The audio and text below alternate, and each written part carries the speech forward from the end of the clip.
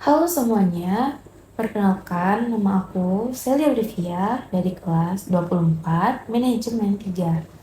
Pada kesempatan kali ini, dalam rangka memenuhi tugas mata kuliah Bank dan Lembaga Keuangan Non-Bank, aku akan membawakan materi yang sangat relevan dengan kehidupan finansial kita, baik sebagai individu maupun sebagai bagian dari perekonomian nasional. Judul yang akan aku bahas hari ini adalah memahami pasar modal dan instrumen investasi.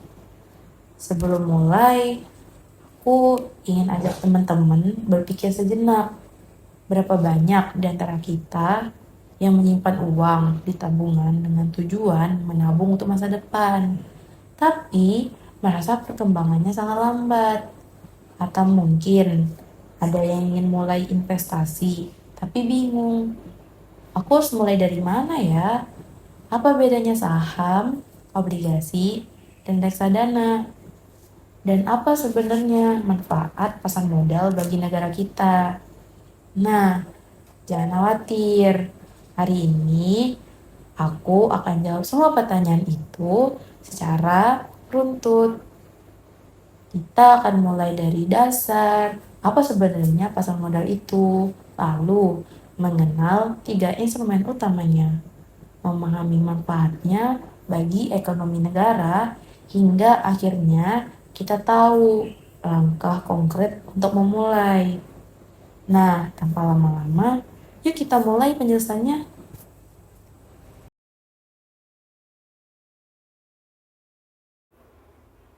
Kita mulai dari fondasi paling dasar. Apa sih sebenarnya pasar modal itu? Jika teman-teman membayangkan pasar tradisional, di sana ada penjual dan pembeli yang bertemu untuk bertransaksi barang. Nah, di pasar modal, yang diperjualbelikan bukan sayur atau sembako, melainkan instrumen keuangan jangka panjang. Pasar modal adalah sebuah ekosistem keuangan tempat bertemunya dua pihak utama. Pihak pertama adalah emiten, yaitu perusahaan atau pemerintah yang membutuhkan dana untuk mengembangkan usaha atau proyeknya. Pihak kedua adalah investor, yaitu kita, individu, atau lembaga yang memiliki kelebihan dana dan ingin mengembangkan nilai uang tersebut. Jadi, secara sederhana, pasar modal adalah pertemuan antara mereka yang butuh modal dan mereka yang punya modal. Tidak ada yang rugi. Perusahaan dapat suntikan dana untuk berkembang, dan investor dapat kesempatan untuk menumbuhkan kekayaannya. Instrumen yang diperdagangkan di sini memiliki jangka waktu lebih dari 1 tahun. 3 instrumen utamanya yang akan kita bahas adalah saham, obligasi, dan reksadana. Nanti kita akan bedah satu persatu secara detail. Yang penting, pasar modal bukan sekedar tempat jual beli sembarangan. Ia memiliki peran strategis dalam mengalokasikan modal secara efisien di seluruh perekonomian. Dana yang masuk dari investor tidak mengendap, tetapi mengalir ke sektor-sektor produktif. Selain itu, pasar modal memberikan akses pendanaan yang berkelanjutan bagi dunia usaha maupun pemerintah. Artinya, perusahaan bisa terus berkembang, membuka cabang baru, membangun infrastruktur, atau melakukan riset dan inovasi tanpa harus mengandalkan pinjaman bank semata. Analoginya seperti ini. Bayangkan pasar modal sebagai sistem peredaran darah dalam tubuh ekonomi. Jika darah dalam hal ini modal mengalir lancar ke seluruh anggota tubuh, maka tubuh akan sehat dan tenaga. Begitu pula dengan ekonomi sebuah negara. Jika modal beredar dengan baik melalui pasar modal, ekonomi negara akan tumbuh dengan kuat.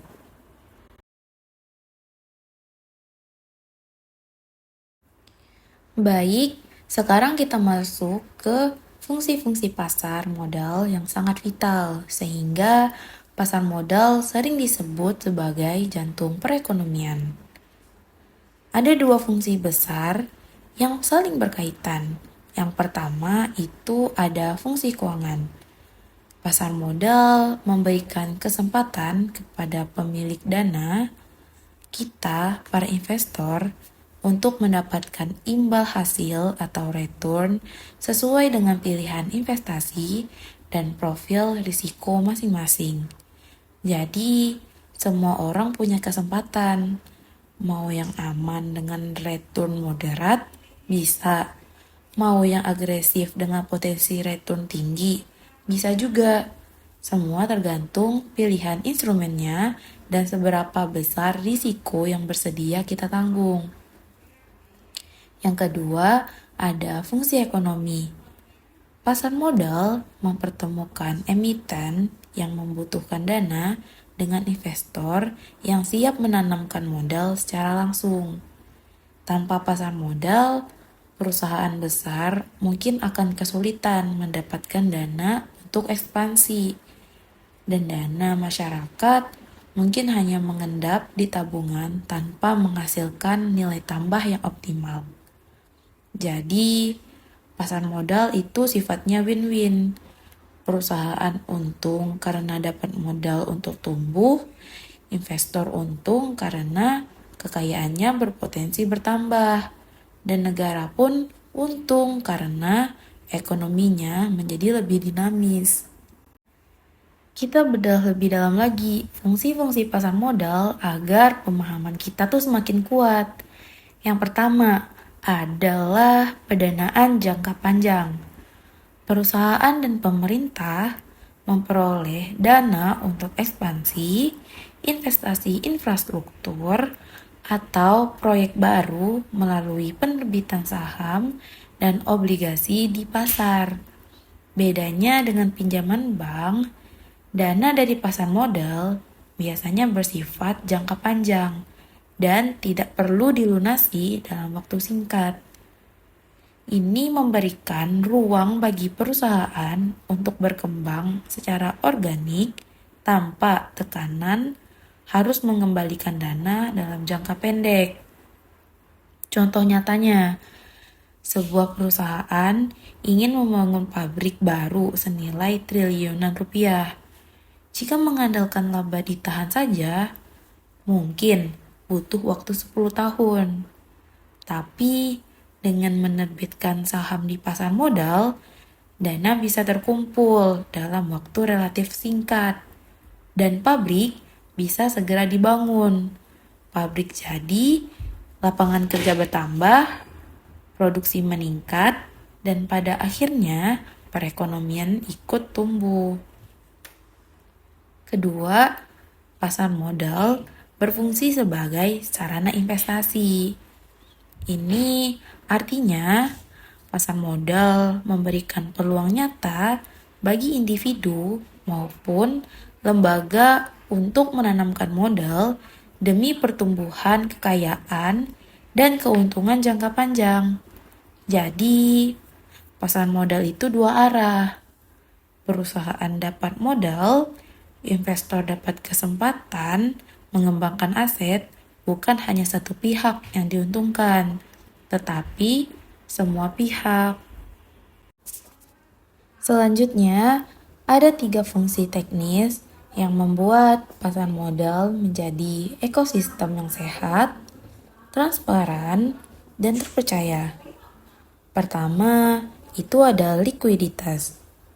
Instrumen keuangan di pasar modal dapat diperjualbelikan dengan mudah tanpa menyebabkan perubahan harga yang drastis. Artinya, jika kita butuh uang mendesak, kita bisa menjual saham atau obligasi kita relatif cepat. Ini berbeda dengan investasi properti yang butuh waktu berbulan-bulan atau bahkan bertahun-tahun untuk dijual. Likuiditas ini sangat penting karena memberikan fleksibilitas kepada investor. Kita tidak terjebak dalam investasi yang sulit dicairkan. Nah, yang kedua itu transparansi. Pasar modal menyediakan informasi yang relevan dan terbuka bagi seluruh pelaku pasar. Perusahaan publik wajib mengungkapkan kinerja keuangannya secara berkala. Dengan begitu, investor bisa mengambil keputusan yang terinformasi, bukan berdasarkan spekulasi liar atau rumor yang tidak jelas sumbernya. Transparansi ini membangun kepercayaan, dan kepercayaan adalah fondasi utama pasar yang sehat dan berkelanjutan.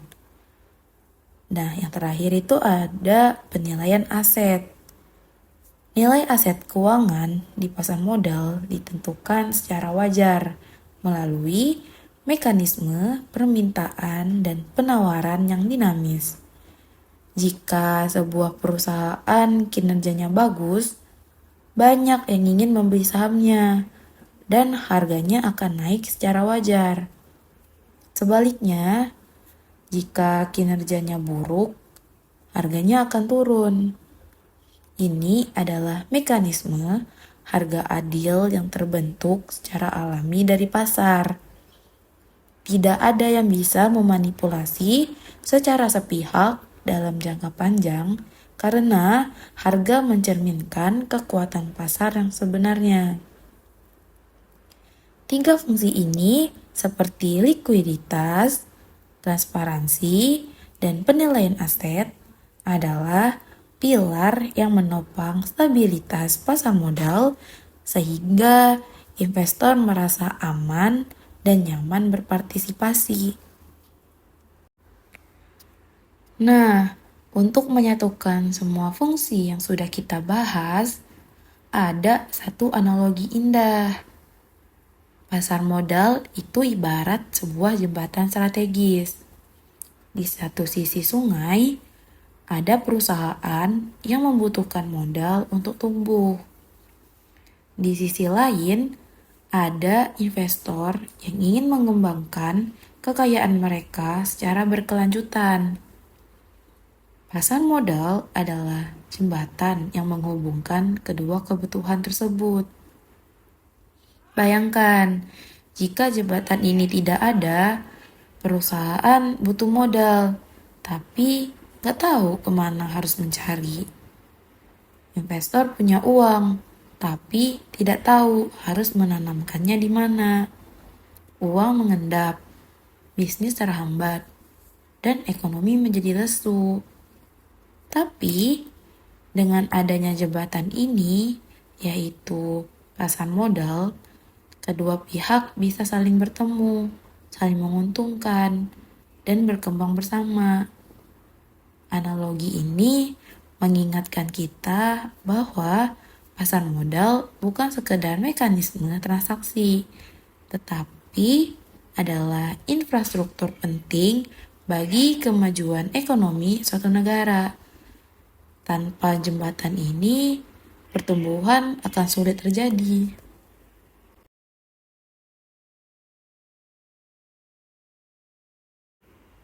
Kita sekarang masuk ke bagian yang paling ditunggu, yaitu instrumen investasi. Di sini, kita akan mengenal 3 pilihan utama, yaitu saham, obligasi, dan reksadana. Perlu diingat, pasar modal menawarkan berbagai instrumen dengan karakteristik risiko, dan potensi keuntungan yang berbeda-beda. Memahami setiap instrumen adalah langkah pertama menuju keputusan investasi yang tepat dan cerdas. 3 instrumen ini adalah tulang punggung pasar modal. Nanti kita akan lihat satu persatu secara detail. Tapi ingat prinsip dasarnya. Gak ada instrumen yang sempurna untuk semua orang. Yang ada adalah instrumen yang paling cocok untuk tujuan finansial dan profil risiko kita masing-masing. Jadi, pahami dulu dirimu, baru pilih instrumennya. Instrumen pertama adalah saham. Apa itu saham? Saham adalah surat kepemilikan atas suatu perusahaan. Ketika kita membeli saham sebuah perusahaan, artinya kita menjadi salah satu pemilik perusahaan tersebut, meskipun dalam proporsi yang sangat kecil.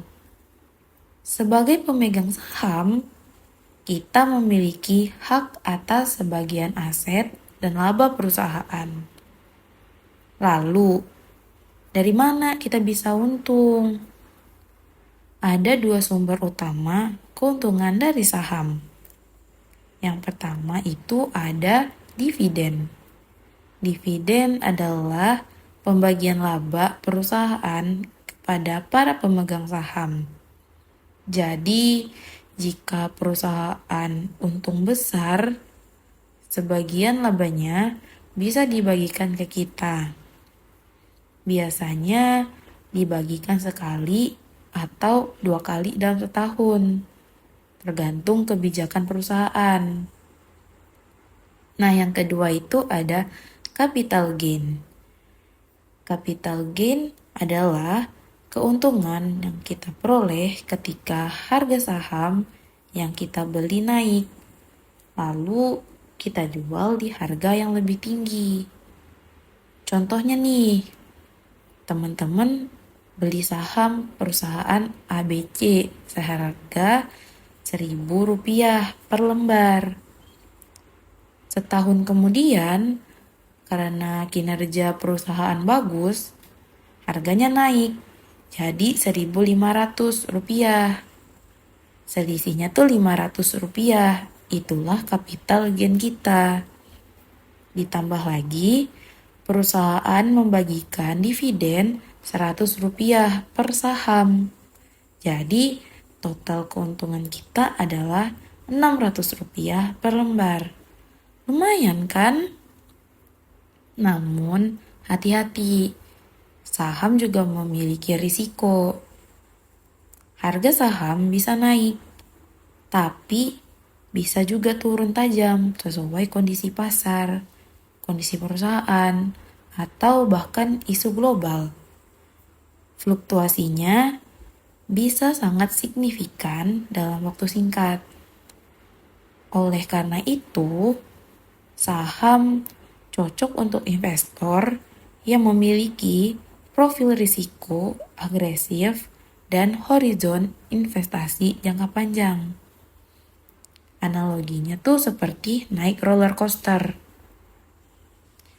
Ada yang naik tinggi yang membuat jantung tuh berdebar-debar seneng.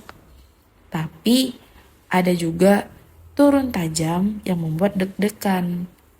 Jadi, pastikan kamu siap dengan guncangan sebelum memilih saham.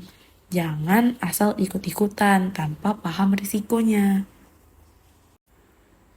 Instrumen kedua adalah obligasi. Jika saham adalah surat kepemilikan, maka obligasi adalah surat utang. Obligasi diterbitkan oleh perusahaan atau pemerintah sebagai instrumen menghimpun dana. Jadi, ketika kita membeli obligasi, artinya kita meminjamkan uang kepada penerbit obligasi tersebut. Bisa ke pemerintah atau ke perusahaan swasta. Sebagai imbalannya, penerbit obligasi memiliki kewajiban membayar bunga kepada kita.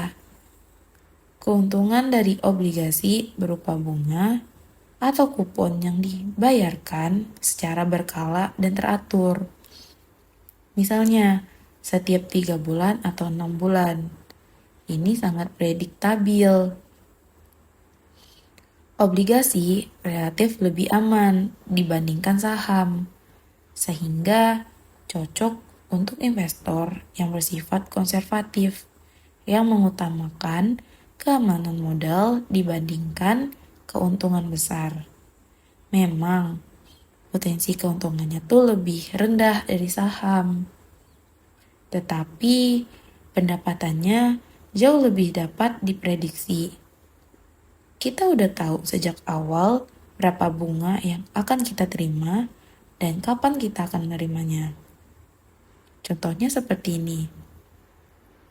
Teman-teman membeli obligasi pemerintah senilai 10 juta rupiah dengan kupon 7% per tahunnya. Artinya, setiap tahun kita akan menerima 700 ribu rupiah.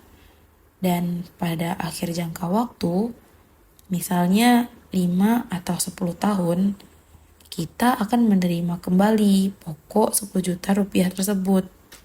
Sangat terukur bukan? Tidak ada kejutan yang menakutkan.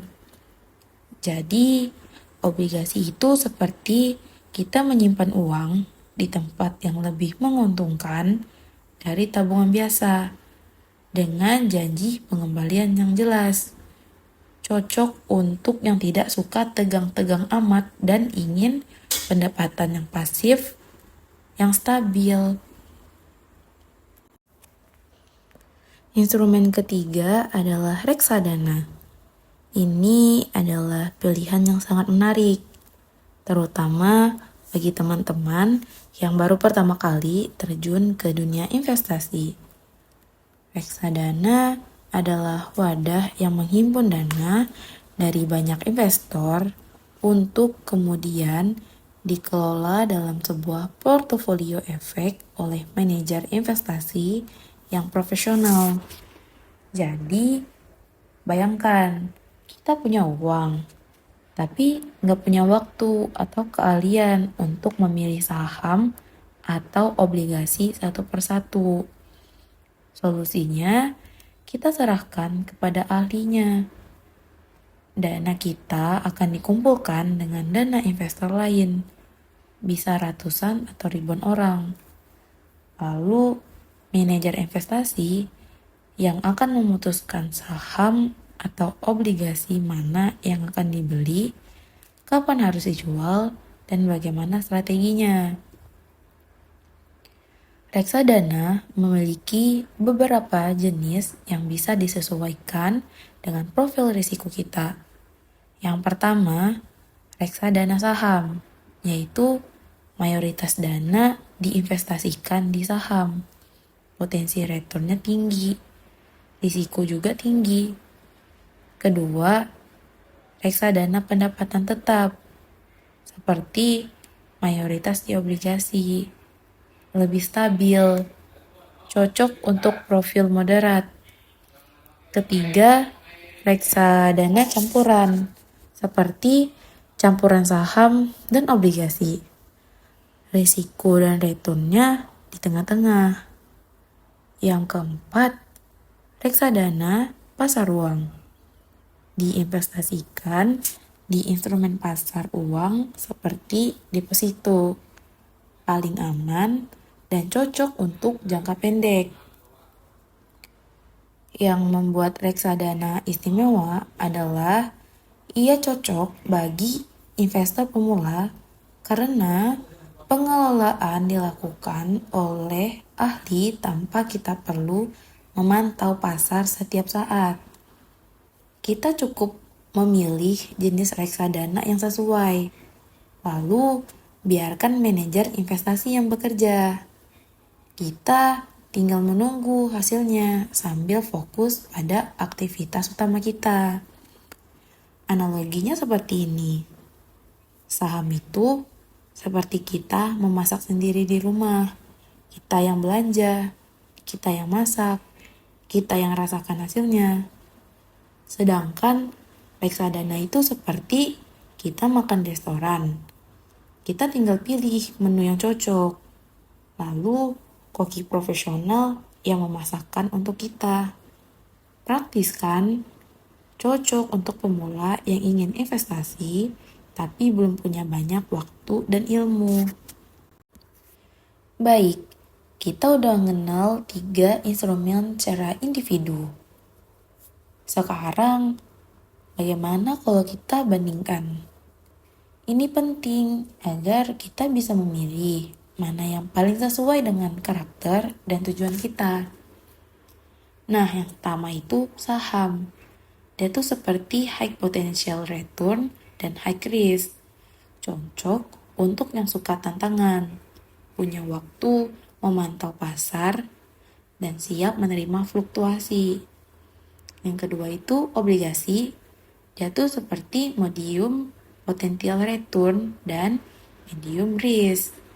Cocok yang menginginkan stabilitas dan pendapatan terprediksi. Yang terakhir itu ada reksadana. Reksadana tuh seperti variable return dan managed by professional. Cocok untuk pemula atau mereka yang ingin investasi tanpa harus jadi ahli pasar modal. Nah, teman-teman, di sini ada satu strategi emas yang harus kita ingat, yaitu diversifikasi. Jangan taruh semua telur dalam satu keranjang. Diversifikasi portofolio di antara beberapa instrumen adalah strategi terbaik untuk meminimalkan risiko sekaligus mengoptimalkan keuntungan jangka panjang. Misalnya, kita punya uang 10 juta rupiah. Kita bisa alokasikan 40% ke saham untuk growth, 40% ke obligasi untuk stabilitas, dan 20% ke reksadana pasar uang untuk likuiditas. Dengan begitu, jika pasar saham turun, posisi obligasi kita masih aman. Sebaliknya, jika pasar obligasi lesu, saham kita bisa jadi penolong. Itulah kekuatan diversifikasi. Jangan pernah bergantung pada satu instrumen saja, karena risikonya akan terlalu besar.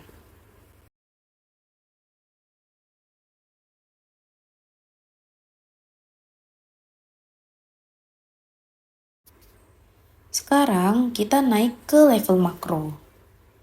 Pasar modal tidak hanya bermanfaat bagi kita sebagai individu, tetapi juga sangat vital bagi perekonomian sebuah negara. Pertama, pasar modal mendorong pertumbuhan ekonomi. Modal yang mengalir dari investor ke perusahaan-perusahaan produktif akan menciptakan lapangan kerja baru. Perusahaan yang berkembang butuh lebih banyak karyawan, butuh supplier, butuh jasa pendukung. Ini menciptakan efek berantai atau multiplier effect. Selain itu, produktivitas meningkat dan pada akhirnya daya saing nasional pun ikut terangkat. Yang kedua, itu pasar modal menciptakan transparansi dan akuntabilitas. Perusahaan publik yang tercatat di bursa wajib melaporkan kinerja keuangannya secara berkala, triwulanan, semesteran, dan tahunan. Kewajiban ini menumbuhkan kepercayaan investor. Investor merasa aman karena mereka bisa memantau kesehatan keuangan perusahaan. Di sisi lain, perusahaan pun terdorong untuk menerapkan tata kelola perusahaan yang baik atau good corporate governance.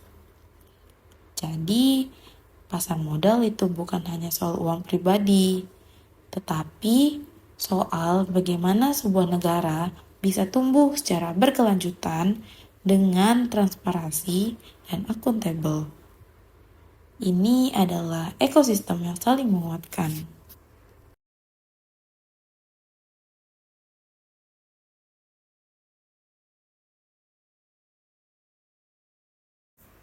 Selanjutnya, pasar modal juga berfungsi sebagai indikator kesehatan ekonomi. Perkembangannya seringkali mencerminkan tingkat kepercayaan investor terhadap stabilitas dan prospek ekonomi suatu negara. Ada 3 indikator utamanya yang perlu kita pahami.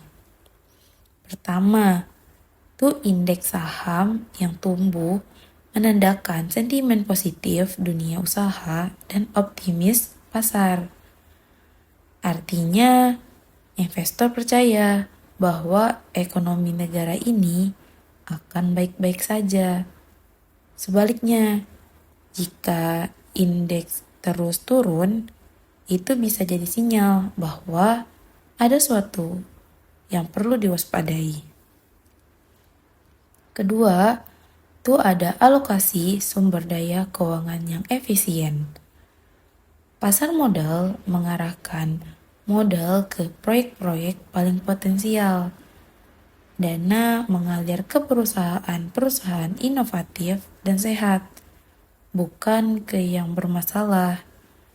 Ini memastikan sumber daya nasional digunakan secara optimal. Modal tidak terbuang sia-sia. Ketiga, itu ada pasar modal yang sehat menarik investasi asing dan pada gilirannya memperkuat nilai mata uang nasional.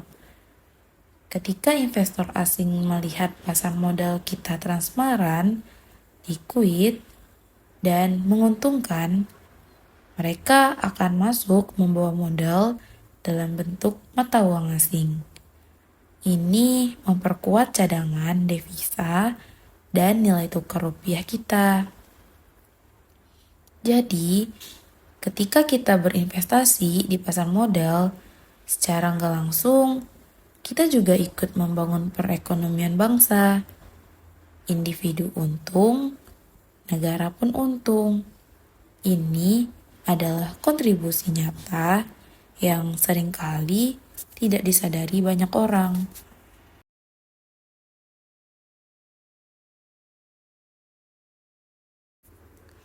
Nah, teman-teman, kita udah sampai di penghujung materi. Yuk kita lihat 3 langkah konkret yang bisa kita ambil. Dari materi ini, kita memberikan 3 arahan penting di sini. Yang pertama, itu pahami. Kenali dulu fungsi dan mekanisme pasar modal, serta karakteristik setiap instrumen. Jangan investasi di sesuatu yang tidak kita mengerti. Ilmu adalah perlengkapan wajib sebelum kita memasuki medan investasi. Nah, yang kedua itu rencanakan. Tentukan tujuan finansial dan profil risiko kita sebelum memilih instrumen yang tepat. Apakah kita menabung untuk dana darurat, pendidikan, atau pensiun? Tujuan yang berbeda butuh instrumen yang berbeda pula. Nah, yang ketiga dan yang paling penting itu mulailah. Investasi bijak dimulai dari langkah pertama. Jangan tunggu punya banyak uang baru mulai. Semakin awal kita memulai, semakin besar potensi hasil yang bisa kita raih berkat keajaiban bunga berbungaan atau compound interest.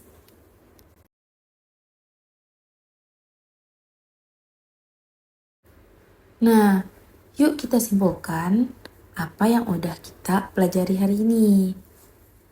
Tadi kita sudah memahami bahwa pasar modal adalah jembatan antara mereka yang butuh modal dan mereka yang ingin mengembangkan kekayaan.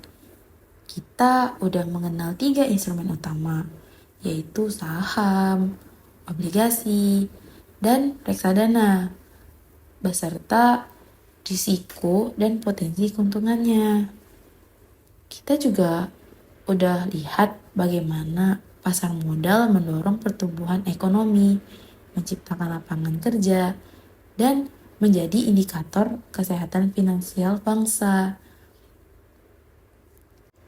Nah, aku akhiri dengan satu pepatah yang sering dikatakan oleh Warren Buffett, yaitu jangan menabung apa yang tersisa setelah berbelanja, tetapi belanjalah apa yang tersisa setelah menabung dan berinvestasi. Mungkin itu aja yang dapat aku sampaikan pada kesempatan kali ini. Jika ada kesalahan kata, aku minta maaf. Terima kasih atas perhatiannya. Bye-bye.